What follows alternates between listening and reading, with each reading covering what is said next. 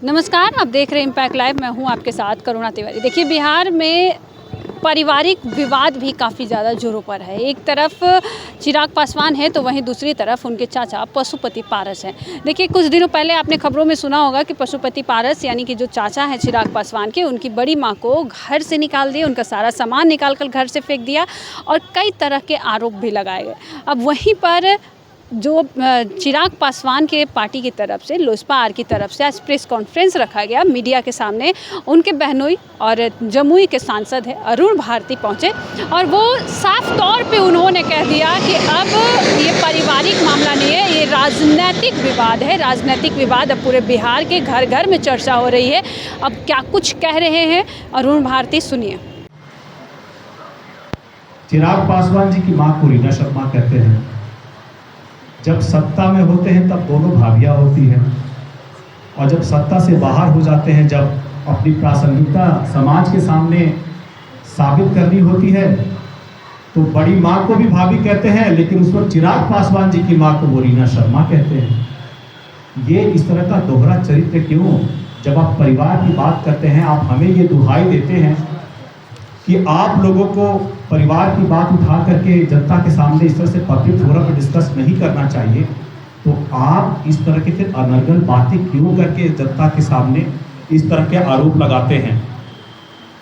मैं तो ये भी कहूँगा कि चिराग पासवान जी को लेकर के जो लगातार उनका वक्तव्य रहा है कि जब वो सत्ता में थे और चिराग पासवान जी सड़क पे थे तब ये कहते थे कि ये हमारा खून नहीं है, और जिस दिन उन्होंने केंद्रीय मंत्री की का ओथ लिया था, शपथ लिया था, तो ये कहते हैं घर का बड़ा बेटा है। मतलब जब हम सत्ता में रहेंगे तो वो खून खराब हो जाएगा, और जब हम सत्ता में नहीं रहेंगे तो वो बड़ा बेटा हो जाएगा, वो हमारा खून हो जाएगा।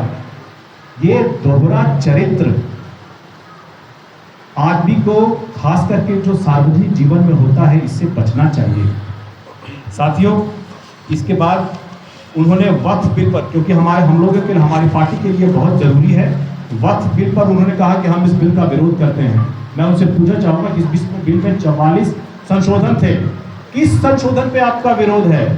और इस हर 44 संशोधन जो आए थे उस पे आपकी पार्टी का हर उस 44 संशोधन पर क्या विचार है, इस बारे में भी जनता को स्पष्ट करना चाहिए, ताकि मुस्लिम समाज को भी पता चले कि इनका विरोध किस बातों पर है। बहरहाल मुझे पता है पढ़ाई लिखाई तो करते नहीं है, मुंह में जो आया बक देते हैं, तो इस बार में भी आपको जवाब मिलेगा नहीं, लेकिन हाँ, इस बारे में उनका जवाब आए ये मैं जरूर चाहूँगा। अब हम आते हैं साथियों प्रिंसराज पासवान जी ने, जिन्होंने भी उस वक्त उन्होंने अररिया की सभा में कुछ आरोप लगाए थे, और इस बारे में भी मैं थोड़ा विस्तार से ही बात करना चाहूँगा। सबसे पहले चिराग पासवान जी को उन्होंने कहा कि वो घर के बड़े बेटे हैं। आज लगभग 4 सालों बाद मैं ये खास करके प्रिंस राज जी का बहुत ही धन्यवाद कहना चाहूँगा कि उन्होंने ऐसे जितने भी कयास थे, ये हमारा खून नहीं है, ये हमारे परिवार का नहीं है, इस बात को सरेआम पब्लिक के सामने माना कि वो घर के बड़े बेटे हैं। लेकिन आप मुझे ये बात बताइए कि जब जून 2021 में जब चिराग पासवान जी खड़े थे गेट पर हाथ में कैमरा लगाए हुए, तब उस बड़े बेटे के लिए दरवाज़ा क्यों नहीं खुला था चाचा जी के घर का? ये भी प्रिंस पासवान जी बताए, क्योंकि वो उस वक्त उस घर में मौजूद थे। जब वो सत्ता में होते हैं, जब वो सांसद होते हैं, तब उनका खून अलग हो जाता है, और जब वो सांसद में सत्ता में नहीं होते हैं तो चिराग पासवान जी बड़े भैया हो जाते हैं। प्रिंसराज जी, आपको इस बात का जवाब देना पड़ेगा। जब उसी के कुछ समय बाद जब घर वो खाली हो रहा था और प्रिंस जी मात्र 5 किलोमीटर दूर थे, जिस तरह से बड़े आवेश में जवाब दे रहे थे अररिया में, उस वक्त कहाँ थे वो? क्या वो उस वक्त जाकर नहीं बोलते कि बड़े भैया हैं आप घर के, चलिए मैं आपको अपने घर ले चलता हूँ, आपका ये घर खाली हुआ तो क्या हुआ, आपके चाचा का और आपके छोटे भाई का घर आपके लिए है। तब कहाँ थे प्रिंस पासवान जी? शायद कहीं पार्टी करने में व्यस्त रहे होंगे, इसीलिए समय पर नहीं पहुंच पाए। मतलब कमाल की बात यह है कि जब हम आह भी करते हैं तो हो जाते हैं बदनाम, और वो कत्ल भी करते हैं और चर्चा नहीं होती। साथियों, उसके बाद प्रिंस राज जी ये आरोप लगाते हैं कि 2020 में चिराग पासवान जी ने जब अकेले लड़ने का निर्णय लिया तब उन्होंने वोट बैंक की पॉलिटिक्स की। साथियों, मैं आपको दिखाना चाहूँगा कि जब चिराग पासवान जी 2020 में अपनी पार्टी की अस्तित्व को लेकर के लड़ाई लड़ रहे थे, तब प्रिंस राज पासवान जी उनके साथ ही थे। तब क्या ये विचार, ये सद्बुद्धि उस वक्त कहाँ थी? जिस वक्त अपने भाई के साथ प्रचार कर रहे थे, उस वक्त अगर चिराग पासवान जी वोट बैंक की राजनीति नहीं कर रहे थे, अगर वो वोट बैंक की राजनीति कर रहे थे, तो प्रिंस राज जी क्या कर रहे थे? आप देख लीजिए, आप ले लीजिए, आप इसको इंफोग्राफिक को मैं दे दूंगा। आप देख लीजिए कि प्रिंस राज जी उसको क्या कर रहे हैं। इस फोटो में साथ में वो भाषण दे रहे हैं। इसी तरह से अपने ट्विटर हैंडल से भी पोस्ट करते हैं कि मैं इस सभा में गया हुआ हूँ बड़े भाई के साथ। ये क्या, जब प्रिंस राज जी जब यहाँ भाषण दे रहे हैं तब ये वोट बैंक की पॉलिटिक्स नहीं है। इसी तरह से एक और भी है, देखिए यहाँ पर, और हर ये अक्टूबर 2020 का है, जब बिहार में चुनाव चल रहे थे, तब क्या कर रहे थे प्रिंस पासवान जी? आरोप लगाने से पहले अपने गिरेबान में भी एक बार झांकना चाहिए। आपको याद होगा साथियों कि 2024 में जब लोकसभा का चुनाव हो रहा था तो जमुई में एक सभा में चिराग पासवान जी की मां और मेरी सासू मां को लेकर के अभद्र टिप्पणियां की गई थी। और प्रिंस राज जी अभी परसों बोल रहे थे कि उन्होंने तेजस्वी यादव पे गलत आरोप लगाए। साथियों, शायद प्रिंस राज जी को पता नहीं होगा क्योंकि वो पढ़ाई लिखाई थोड़ा कम करते हैं, नंबर भी उनके बहुत कम आए हुए थे अलग अलग परीक्षाओं में। उनके राष्ट्रीय नेता, उनके पार्टी के राष्ट्रीय अध्यक्ष पशुपति कुमार पारस जी ने ही इस बयान का खंडन किया था और कहा था कि जो भी हो रहा है ये गलत हुआ है। तेजस्वी जी के जिन भी कार्यकर्ताओं ने किया है ये गलत किया है, ये प्रेस में है, ये मैं आपको दे दूंगा, आप देखिएगा। कमाल की बात यह है कि राष्ट्रीय लोक जनशक्ति पार्टी के प्रदेश अध्यक्ष को यही नहीं पता है कि उनके राष्ट्रीय अध्यक्ष ने किस मुद्दे पर क्या बयान दिया है। उनको थोड़ा बहुत रिसर्च, थोड़ी बहुत पढ़ाई करनी चाहिए और पता करना चाहिए कि उनके राष्ट्रीय अध्यक्ष के हर मुद्दे पर क्या विचार है, क्या बयान है। देखिए, ग्रामीणों द्वारा जब हम लोग गए थे शहर बन्नी में तो कुछ आरोप लगाए गए उनकी माता जी पर और उनकी चाची पर, मतलब मेरी चाची सासू लगी दोनों, उनके ऊपर कुछ आरोप लगाए थे कि वो लोग सरकारी नौकरी में टीचर के तौर पर रहते हुए भी वो लोग पढ़ाने नहीं जाते थे, अपने घर मंगा करके अटेंडेंस लगाया करते थे, साइन कर दिया करते थे और सैलरी ले लिया करते थे। इतनी हिस्सेदारी उसको, जिसकी जितनी संख्या भारी उसकी उतनी हिस्सेदारी होनी चाहिए, लेकिन ये संविधान के दायरे में होगा। ये किसी राहुल गांधी और उनके सरकार के द्वारा किए गए उल्टे सीधे उपाय, अनर्गल उपाय से नहीं होगा, इसको सही तरीके से करना होगा। वो मेल कहा था मेरा डॉक्यूमेंट कि तेजस्वी यादव जी ने भी कुछ बातें कही हैं, तेजस्वी यादव जी ने भी कुछ बातें कही हैं, खास करके वक्फ बिल को लेकर के, जो मैं आपके सामने रखना चाहूँगा। सबसे पहले मैं तेजस्वी जी का, नेता प्रतिपक्ष का बहुत ही धन्यवाद करना चाहूँगा, बहुत ही आभार प्रकट करना चाहूँगा। शायद उन्होंने ज़िंदगी में, अपने राजनीतिक जीवन में पहली बार ये कबूल किया है कि 2005 में एक दलित नेता, हमारे पार्टी के संस्थापक स्वर्गीय रामविलास पासवान जी ने मुस्लिम समाज की बेहतरी के लिए उनके पक्ष में खड़े होकर गोधरा दंगों के दौरान उन्होंने केंद्रीय मंत्रिमंडल से इस्तीफा दिया था।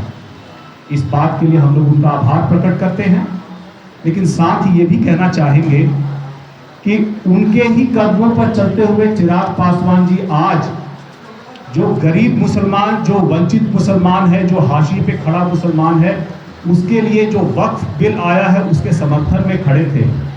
और यही बात 2013 में लालू यादव जी ने भी कहा था कि वक्फ की जो संपत्तियां हैं उसमें जिस तरह से भ्रष्टाचार है कुछ लोगों के द्वारा, कुछ स्वार्थी तत्वों के द्वारा, तो इसको सही करने के लिए कड़ा कानून बने, सरकार ये कर रही है। और चिराग पासवान जी जब ये बिल आया था सबसे पहले उन्होंने कहा था कि इसको एक समिति में भेजा जाए, इस पर एक व्यापक चर्चा होनी चाहिए, जो भी पक्ष इससे पीड़ित होंगे, प्रभावित होंगे, उसकी राय को जानना चाहिए। भारत के इतिहास में ये जेपीसी सबसे बड़ी रही है जिसमें व्यापक चर्चा हुई है। लगभग हर प्रभावित पक्ष को का इस पे राय लिया गया है, उनके विचारों को सुना गया है। तब ये संसद में डिबेट डिस्कशन हुआ और तब ये पास हुआ। तो जब रामविलास पासवान जी चाहते थे कि मुस्लिम समाज के पक्ष में कार्य हो, लालू यादव जी चाहते थे कि मुस्लिम समाज के पक्ष में कार्य हो, चिराग पासवान जी आज उसी पथ पर अपने संस्थापक, अपने पिता के उद्देश्यों को लेकर के खड़े हैं।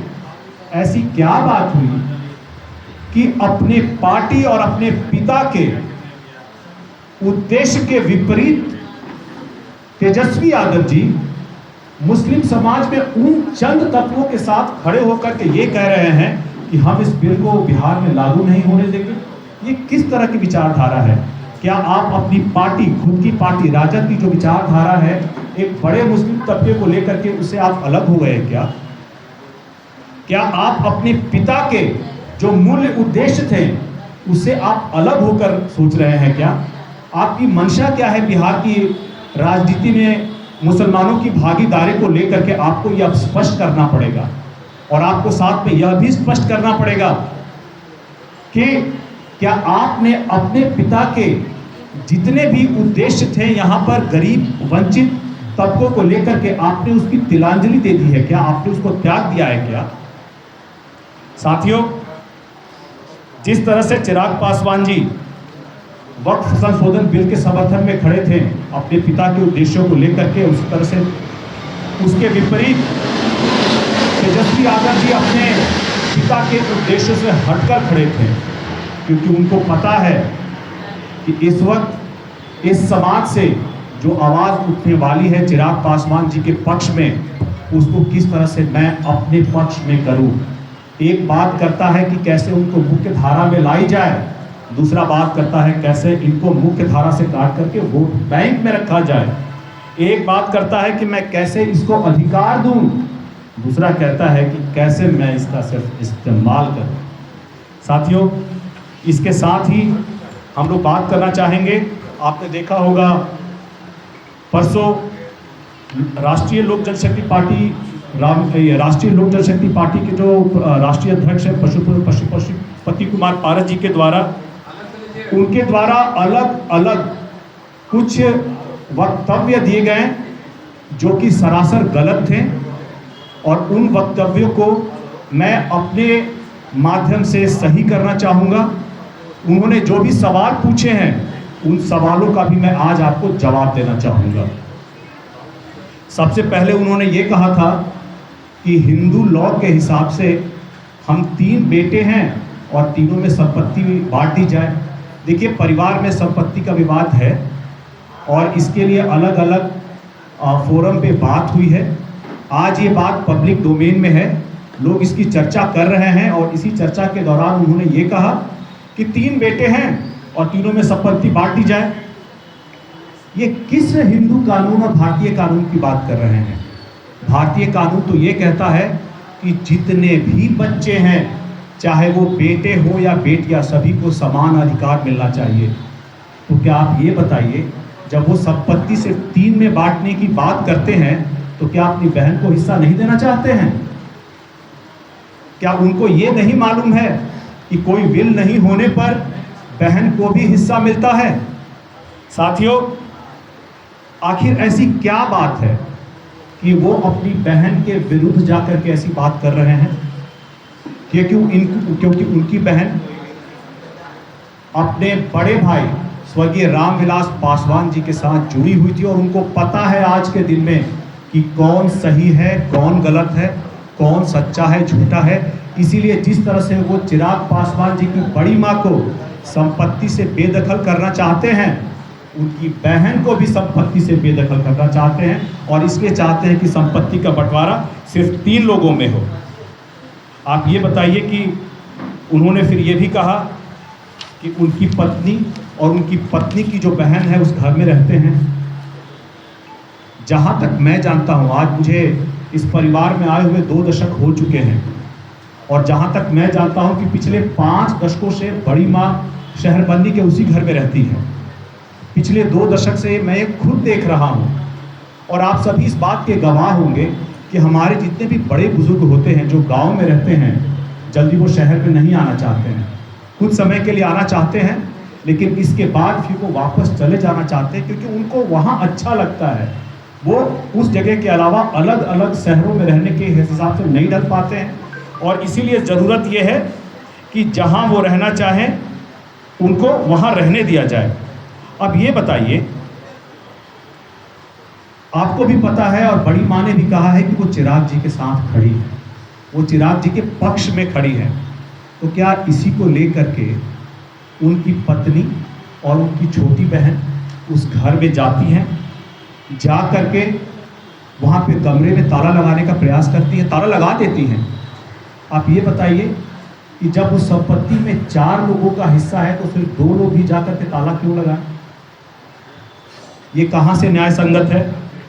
और आपको जानकर के आश्चर्य होगा कि उसी घर के बगल में उन्होंने एक नया घर बनाया है, जहाँ पे हमारे संस्थापक स्वर्गीय रामविलास पासवान जी और रामचंद्र पासवान जी की मूर्ति लगी हुई है।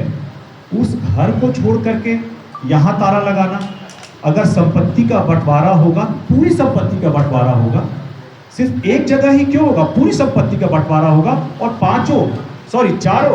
चारों भाई बहनों को इसमें बराबर का हिस्सा मिलना चाहिए। और आप ये भी बताइए कि अगर उनकी मंशा सही थी तो अपने घर में बॉडीगार्ड को लेकर के अंदर कौन जाता है? कोई आज तक कोई अपने सुरक्षा कर्मी को लेकर के साथ में घर के अंदर जाता है क्या? तो जब वो आरोप लगाते हैं तो एक उनको भी अपने बारे में सोचना चाहिए कि किस तरह के कृत्य उनके द्वारा किए गए हैं। देखिए, अरुण भारती ने साफ तौर पे कहा है कि जो चिराग पासवान के चाचा हैं पशुपति पारस, वो उनकी जो बड़ी माँ है उनको पहले नाम से बुलाते हैं। फिर कई तरह के पोस्टर्स भी उन्होंने दिखाया कि 2021 में चिराग पासवान उनके घर के बाहर खड़े थे, और उस समय वो चुपचाप खड़े हैं, लेकिन घर नहीं खुला, दरवाज़ा नहीं खोला गया, उनकी बड़ी माँ को घर से बाहर निकाल दिया गया। साथ में देखिए, राजनीतिक विवाद के साथ साथ अब बिहार में हर राजनीतिक गलियारे में चर्चाएँ काफ़ी तेज़ हो रही है, इसे लेकर विवाद काफ़ी बढ़ते जा रहा है। इस खबर पर आपका क्या कहना है? अभी हमारा साझा करें सहयोगी राहुल के साथ, मैं करुणा तिवारी, पटना।